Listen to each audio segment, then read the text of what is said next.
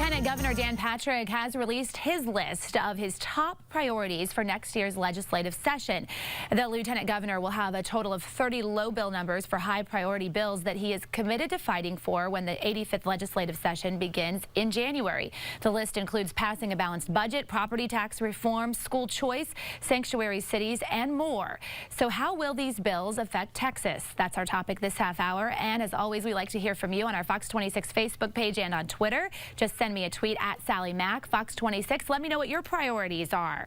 Joining us live in the newsroom, our senior legal analyst, Chris Tridico, public policy analyst, Jackie Valley, and Democratic media consultant, Mustafa Tamiz. Good morning. Good morning. So you're going to rapid fire them at the crew here. I had to put my eyes on. I had to put my eyes on so I can look at the list here. Now we're going to go quick here so we can get through as many as we can.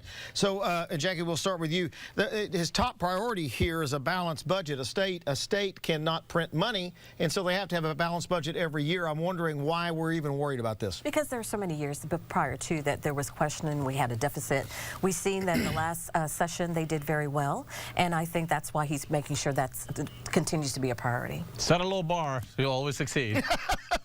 Number two, property tax cuts, Mustafa Tamiz. We're going to have a balanced budget amendment. We're going to cut property taxes, which is how the state raises money. Well, again, we keep cutting taxes, which I'm all for, but we need revenue because we're underfunding education. We did fund education at a higher percentage than students, and I think that's why we feel comfortable with making sure that we propose a budget cut or property taxes, and I think we're going to continue to put money in education. The Supreme Court struck down voter ID. They're coming back at it. Yeah, I mean, it's very important to Texas voters, and so I think that having a valid ID, we saw a majority of Texans agree that a driver's license or a valid ID is necessary when you're voting, just like it is when you're renting a car. Supreme Court disagreed. Yeah, and we have the lowest participation rate in the country in terms of voting turnout. We should be encouraging people to vote, finding more people's way so people can vote, but we seem to be going in the other direction. Several bills attacking abortion straight up this time. We spent a lot of time last week on that, but several bills attacking abortion. All of them made the list. Yeah, a bunch of men trying to restrict women's rights. Who would have thunk? Well, the women in Texas believe in these rights. Again, a majority of Texans think that abortion is wrong, especially after a certain time period. And so that's why you see the legislators, they're listening to the men and women of Texas. Let me go to Sally. She's monitoring our social media. All right. Maybe. Yep, let's pop me up. There we go. All right. Hey, a couple other tweets coming in talking about a couple other of Dan Patrick's priorities. This first one here from Pastors for Texas Kids. They say school choice vouchers mean the end of both public and private education as we know it. Bad, bad, bad for both, and Texans know it. And then Brian Rosenthal tweeting out this article from the Chronicle saying how some GOP senators are privately expressing concern about Dan Patrick's bathroom bill. So we've got the bathroom bill and school choice to talk about. So let's hit both of those, Mustafa. Talk about first the school choice or the voucher bill. They call it school choice, vouchers, whatever you want to call it. Taking money out of public schools so you can take your child to private school. So let me just call it the way it is. We're putting money in the hands of parents that can already afford private school and giving them a subsidy rather than helping those that really need it to uplift education. This is something that Dan Patrick has championed, and he's going to always bring it up. It has not resonated in the legislature so far. In the House.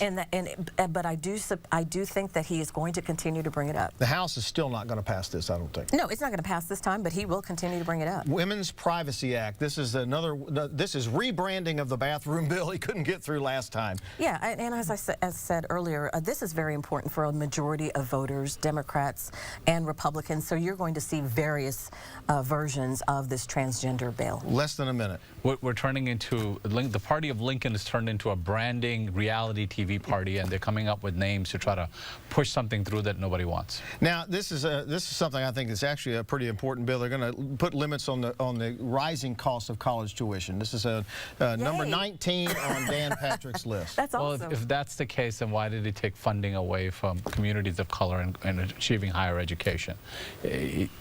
Again, that's bad not correct. branding. We did put more money in education, both in public schools and universities in the last session, and they will continue continue to do that. That's what both he and Governor Abbott has said that they're going to do. And if they're going to lower the cost of tuition, since we all have students, this is to stop the rising cost of, we should all be supportive of that. after they deregulated it several years ago, and that was a big problem. I'm glad they're attacking that. I am too. Re-regulating it is what they need to do. We're going to leave it right there. We'll be back in the next hour with two really good topics. Yes, we're going to talk about Fidel Castro and the election recount effort underway. We'll see you at 7.